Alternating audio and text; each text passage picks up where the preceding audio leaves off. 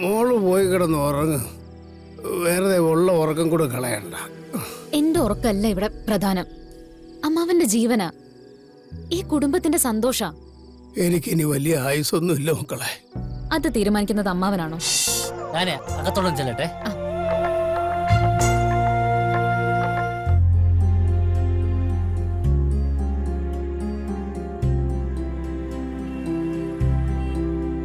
ഗിരിയേട്ടാ, ഒന്ന് വരുമോ?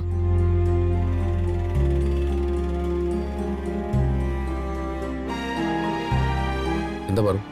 നോക്ക് ഗിരിയേട്ടാ, ഗിരിയേട്ടന്റെ മനസ്സ് കത്തുന്നുണ്ടെന്ന് എനിക്കറിയാം.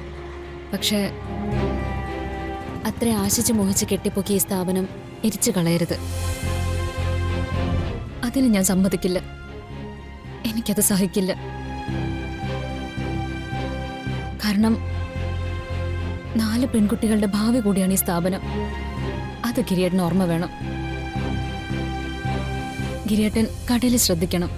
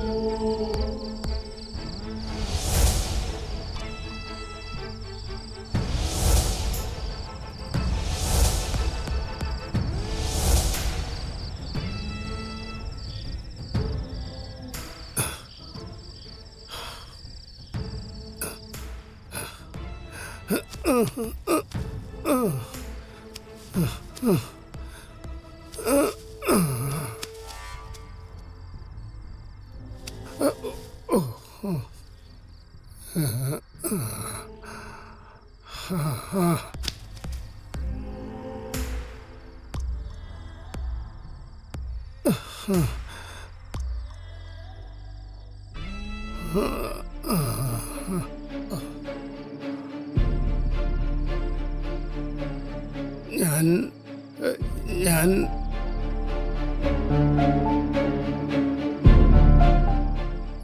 അല്ല, മോള് ദൂരം ഉറങ്ങിയില്ലേ? ഞാൻ അമ്മാവനും കാത്തിരിക്കായിരുന്നു. എന്നെയോ? എന്തിന്?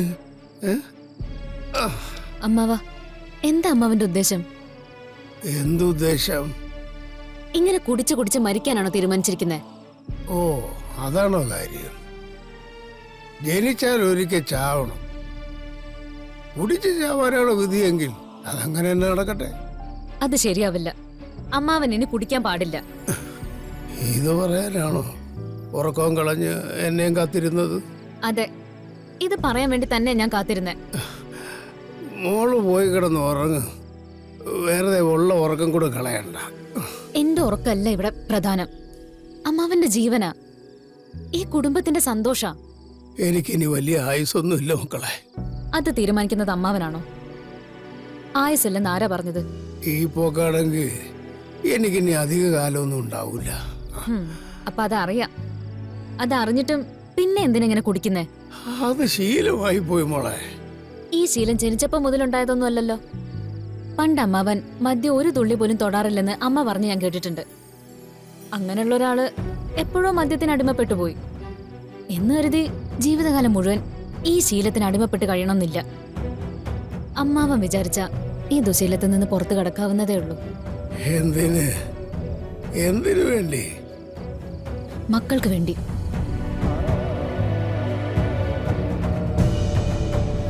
ദൈവം അനുഗ്രഹിച്ച് ഈ വീടിന് ഒരു കുറവുമില്ല. അത്യാവശ്യം സൗഭാഗ്യങ്ങളൊക്കെ ഗിരിയേട്ടനായിട്ട് ഈ കുടുംബത്തുണ്ടാക്കി വെച്ചിട്ടുണ്ട്. എല്ലാവരും നല്ല സന്തോഷത്തിലുമാണ്. പക്ഷേ അവരൊക്കെ പൂർണ്ണമായ സന്തോഷത്തിലാണെന്ന് ചോദിച്ചാൽ അല്ല. അതിന് കാരണക്കാരൻ അമ്മാവനാണ്.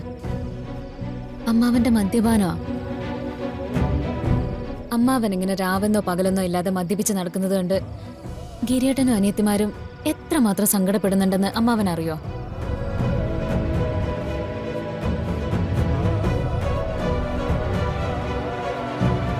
അറിയില്ല. അതിന് സ്വബോധത്തോടെ അമ്മാവന് മക്കളെക്കുറിച്ച് ചിന്തിക്കാനും കാണാനും പറ്റുന്നില്ലല്ലോ. അമ്മാവൻ അറിയുന്നില്ലെങ്കിലും അവരുടെ വിഷമം ഞാൻ കാണുന്നുണ്ട്. അതുകൊണ്ടാണ് രാത്രി ഇത്ര വൈകിട്ടും അമ്മാവന് വേണ്ടി ഞാൻ കാത്തിരുന്നത്.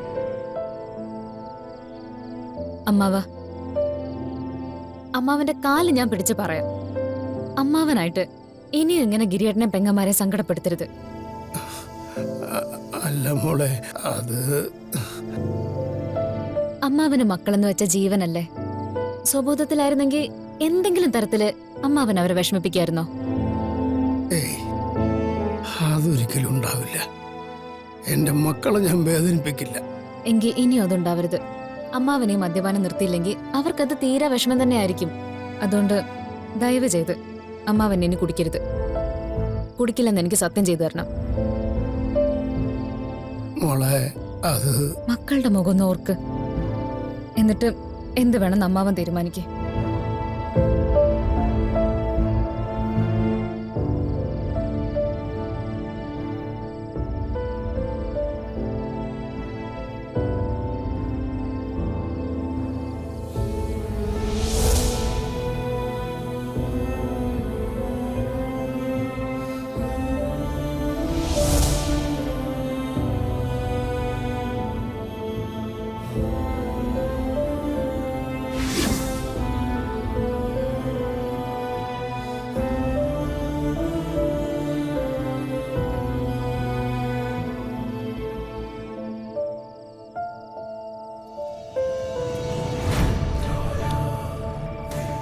വെറുതെ കൈവച്ചാ പോരാ. ഇനി ഞാൻ കുടിക്കില്ലാന്ന് സത്യം ചെയ്തു തരണം. ഇനി ഞാൻ കുടിക്കില്ല. ജീവിതത്തിൽ ഒരിക്കലും ഞാൻ കുടിക്കില്ല. സത്യം. ഇനി വാക്ക് മാറ്റില്ലല്ലോ? ഇല്ല, ഒരിക്കലും ഇല്ല. എന്നാ അമ്മാവൻ വാ, അകത്തേക്ക് പോവാം. വാ. വേണ്ട മോളെ, ഞാൻ പൊയ്ക്കോളാം. അയ്യോ, അത് വേണ്ട. ഇങ്ങനെ അമ്മാവൻ പോയി കഴിഞ്ഞാ എവിടെങ്കിലും ഉരുണ്ട് വീഴും. ഞാൻ കൊണ്ടുപോവാം. അതൊക്കെ